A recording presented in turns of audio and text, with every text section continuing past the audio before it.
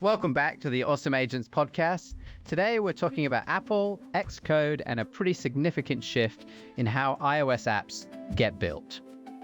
Yeah, Xcode 26.3 dropped this week, and honestly, the tooling underneath is more interesting than the headline suggests. Okay, so the big news is that Apple now ships Claude Agent and OpenAI Codex directly inside Xcode. But you're saying that's not the real story? Right. The real story is the 20 MCP tools they exposed. The agents are just the first two clients. Any MCP-compatible agent can connect. Walk me through how that works. What's MCP doing here exactly? So there's a binary called MCP bridge that sits between the agent and Xcode's internal communication layer. The agent talks MCP. MCP bridge translates that into XPC calls. No cloud, no API keys. It just finds you're running Xcode and connects. That's surprisingly clean for Apple. What kind of tools are we talking about?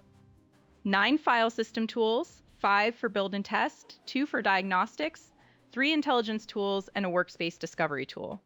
But the standout is render preview. What does render preview do? It captures actual screenshots of SwiftUI previews, so the agent can see what the UI looks like and iterate on visual changes without you checking anything. Wait, so the agent writes code, builds it, and then looks at what it built? Exactly. In Apple's demo, someone prompted Claude to add a weather feature to an app. The agent analyzed the project, wrote the code, built it, and captured screenshots, all autonomously. That's a feedback loop no other IDE can close right now, right? Not like this. VS Code and Cursor can build and test, but they can't capture live simulator screenshots for visual verification. Only the platform vendor can offer that. There's also something called Squirrel MLX for documentation search. Yeah, that one is fun. It's an MLX accelerated embedding model running locally on Apple Silicon. Semantic search across Apple's entire doc corpus plus WWDC transcripts going back to iOS 15. So instead of Googling how to use MapKit, you just ask the agent and it pulls from Apple's own docs? Right, and because it's semantic search, not keyword matching, it surfaces related sessions and guides you might have missed. Truly useful for discovery.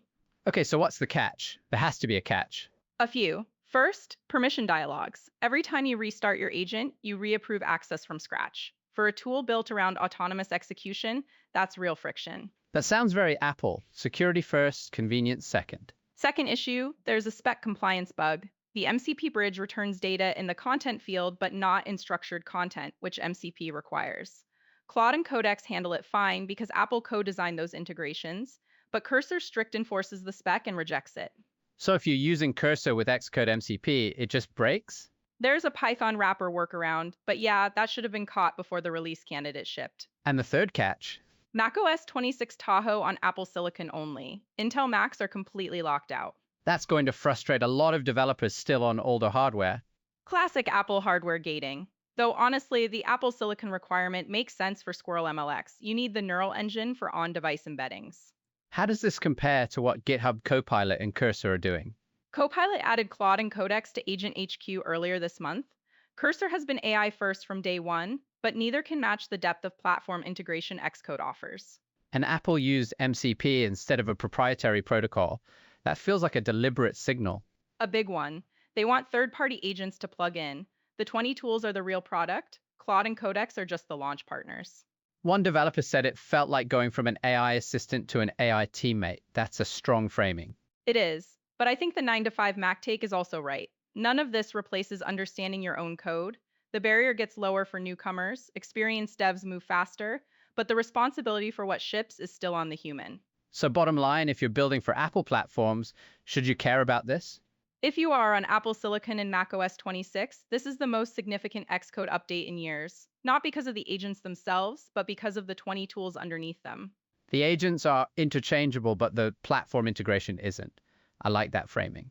Thanks, Maya, and thanks everyone for listening. We'll catch you on the next one.